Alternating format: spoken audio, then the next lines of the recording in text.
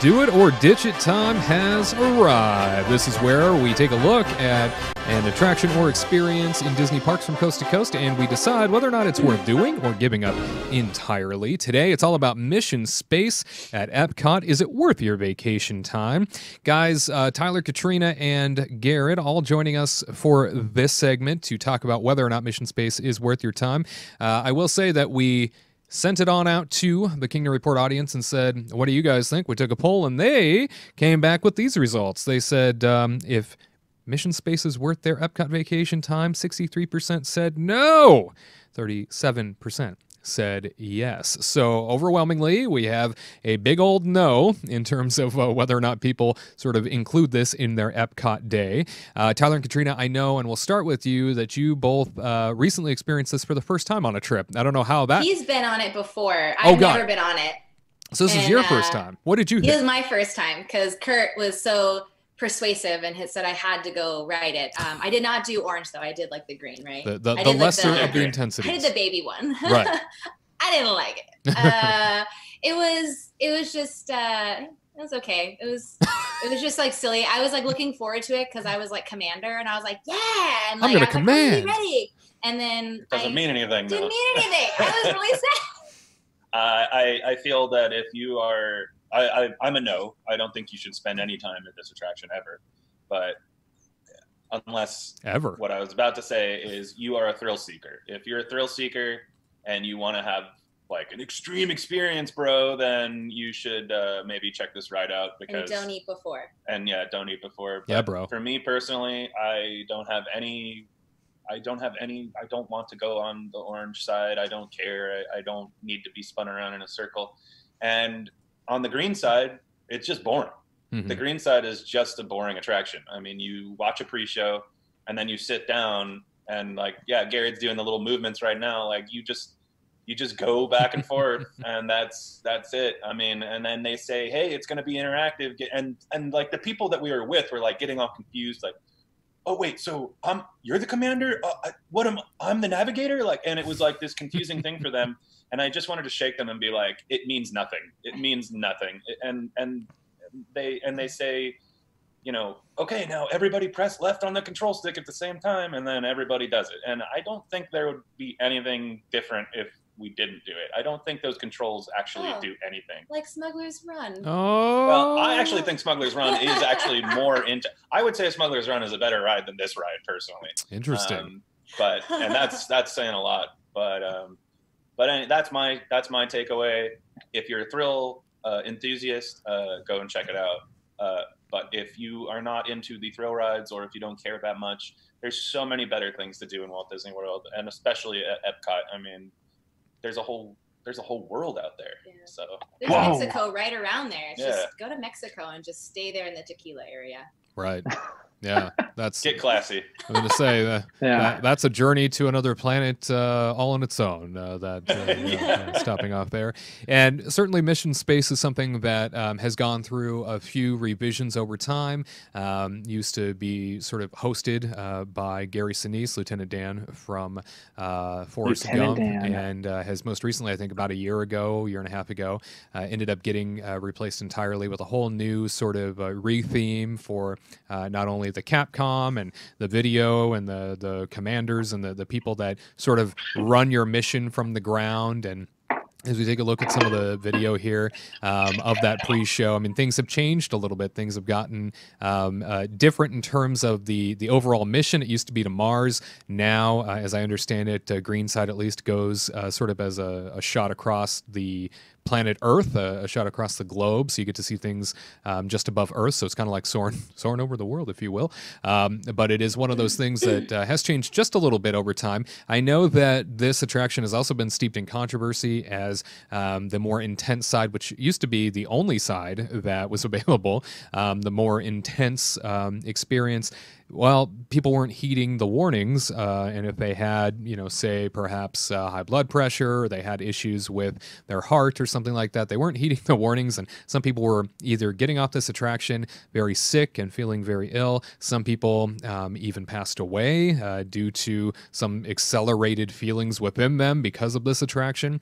And so it has gone through several revisions and definitely has a less intense side now. That is the side that I've always gone on because I can't handle a lot of G-forces that kind of messes with me. So the green side, very casual, very easygoing, very simple. And I would say that the orange side, again, one that I haven't experienced, sounds like it's pretty darn intense. And Tyler, you mentioned Thrill Seeker there.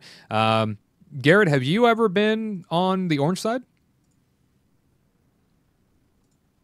So I've done every version of this attraction since 2014. I've done more intense training orange, what it was before versus what it is now, and I've done both versions of the green. And the orange definitely can get intense. For me, it doesn't really bother me. I actually like to push my limits and see, because you're spinning so fast with gravity, it's creating more gravity force. That's what G-forces are. I try and lift my feet up as high as I can because gravity's pulling them down. And then I do the thing you're not supposed to do, which is I turn my head sideways, which then shows you how much force is going on that. But for me, it's a cool attraction, but it's not. I'm going to skip it. It's called Ditch It. But so you're going to ditch it? Oh, I'm ditching it. I'm skipping it. I'm blocking it. I'm do it or skip it. I'm wondering general information. When did this attraction get built? Was this built in the early 2000s? I believe it was. Yeah, as I understand it, This is an early 2000s attraction, yes. This is something that replaced Horizons, correct? Yes. Yeah. Which is really unfortunate. No. But take a sip. But now that sorry, I was just get caught up, stealing the show and everything. Yeah. Because this attraction was built in the early 2000s, I believe that was a time in Disney when people wanted that interactive aspect of an attraction. They wanted more interactive things. Well, now in the 2010s, we are in this new era, 2020s. We're in this new era where we want deep immersion, where we feel like we are in that world, such as that's why Rise of the Resistance is so popular. Mickey and Minnie's feels like so much is going on around you because you want this immersion. Well, back then it was like, oh, you want to be able to touch things. That's why Test Track was so cool, because you could touch the screens and design your own car. Right.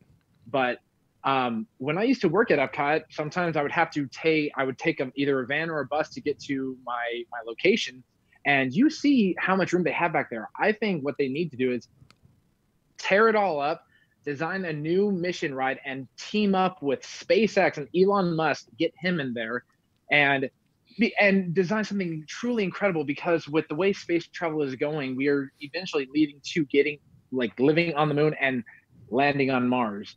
And I think that Disney needs to get with it. And it was great seeing Lieutenant Dan every day. And now it's Jessica Pearson from Suits. I don't know the actress's name, but I truly hope that they could turn this into something more, because there's a lot of land back there. They could easily turn it into what they're doing with the Guardians of the Galaxy attraction, where they're going to make it big, immersive, and truly make you feel like you're in that world. They could do so much with space travel. And whether it is with 3D goggles or just a launch type system, they could do a lot. I think the spinning thing, I think it's the cheap cop out. If you were just saying like, you're going to go through astronaut training, that'd be one thing. But where like the graphics don't even look that good anymore. The graphics look dated. They look like something from an early 2000s video game. Yeah, definitely. I want to hear Kurt's view on this. Yeah, let's hear from Kurt. I mean, he's the celebratory champion over here. Why are you in here for me so bad? Just because I like the ride? I mean, you encouraged her to go. All right, so I like the ride personally. I go on it every single time I go. I'm in that 37%. Mm-hmm. But I have only done the orange side. I have never done the green. Mm-hmm. So I like the intense. I like the G-force. I find it fun, especially the first liftoff, where I feel like the G-force is the most intense. It's just that feeling of all those G's. Now, I did make the mistake of going on it 3 times in one day, and I would not recommend doing that, because I was actually getting a headache and everything out after the end of that. Probably shouldn't do that, but I I mean, you got to go on it at least once. But definitely a part of your trip, right? Oh, totally. I've gone to Disney World 3 times. I've gone on that ride each time I've gone. So, and I'll say this, when it comes down to it, I mean, this is always something that I go on too. I mean, it's not, I think if I was to like weigh it against, spending time doing other things, I might consider ditching it, but I feel like this is a part of the Epcot experience. Should it be better? Yeah, it absolutely should, especially for the nod to space at a place like Epcot, and to replace something as so beloved as Horizons. It did open in 2003, and certainly is something that, as I had mentioned, has gone through a few iterations, and most recently having transitioned from Lieutenant Dan to sort of the new cast of characters that run it. But Gary Sinise, Lieutenant Dan from Forrest Gump, funny, interesting story. Back at the Disneyland Hotel when I worked there, I remember getting called up one time to escort a VIP from the Disneyland Hotel over to the Grand Californian Hotel and Spa, and zipped on over with my golf cart. One of the leaders there said, "Hey, these two need to get over to the Grand. Would we be able to take them?" I said, "Absolutely." They hopped on the back as I'm driving. I looked up in my rearview mirror, and I was taking them from the Disneyland Hotel that was hosting an event that night that was kind of for wounded warriors. It was a big military function, and I saw a Navy admiral sitting just behind me, and then next to him was Gary Sinise. And as we're zipping along, I hear Gary Sinise point out downtown Disney as we drive, and he says, "Oh, I haven't gotten to, or I haven't been able to get over there this trip." And I said, downtown Disney in Walt Disney World, as it was still downtown Disney at the time, it's like 3 times the size of this one, and it's gigantic. There's so much to do there. And he says, "Oh, yeah." And I said, you gentlemen ever get to Walt Disney World?" And the Admiral said, "Not as much as I'd like." And Gary Sinise says, "Yeah, I go out there usually once a year, if not a few more times." And I said, "Oh, that's fantastic." And looking at him in the rearview mirror, and of course I know who he is. Of course, everybody knows Lieutenant Dan, right? Everybody knows Gary Sinise. And I said, "That's how I know you." And he goes, "Oh, huh? Yeah, you recognize me, huh? It's, yeah, what do you think?" And I said, "You're Capcom on Mission Space at Epcot. That's who you are." And he goes, "Huh?" And like the Admiral had no idea what I was talking about. And he goes, "Yeah, honestly, in all my years, I've never been recognized for that. I got to say, that's interesting." And I said, "Yeah," I was like, "That's who you are." Of course, I shared with him, "I know exactly who you are, Mr. Sinise." And I said, when it comes to that ride, I was like, "Isn't that cool to be sort of immortalized?" Didn't know he was going to be, recast a couple years later. But I said, "Isn't that nice to be immortalized in an attraction?" And you know what his reaction was? He said, "A kid died on that ride. I don't even go on it." That's what he said to me. Yeah. He's like, "I don't even go on it." I'm like, "That's your ride." And he said, "Yeah, no." He goes, "Once I heard a kid died on it, I just stopped going." And I was like, "Wait, you go to Walt Disney World once a year, if not more. You don't even go on your own attraction?" And he said, No, I stopped a long time ago." Oh my gosh. So everybody, you heard it here first from Capcom himself. Right. Do not go on that Don't ride. even get on it. Yeah. Unbelievable. Well, to make it fair, Johnny Depp, he goes on Pirates of the Caribbean, but you don't see actual people stabbing each other. Like, it's kind of different. Like, I don't know. If Pirates of the Caribbean had actual fire and sword fighting, I probably would avoid that too. Really? Yeah. Our sweet. That sounds exciting. They have to have a lot of turnover. Pillage and looting. Yeah, that's true. Well, so that sounds like there are 3 ditchets. And there are 2 duets. Looks like the ditchets have it, along with the majority of the audience. That also says this attraction is not worth your Epcot time. So now you know when it comes to Mission Space at Epcot, not worth it, says the audience and the panel. Certainly something to think about on your next Disney vacation. To all who come to this happy place, welcome.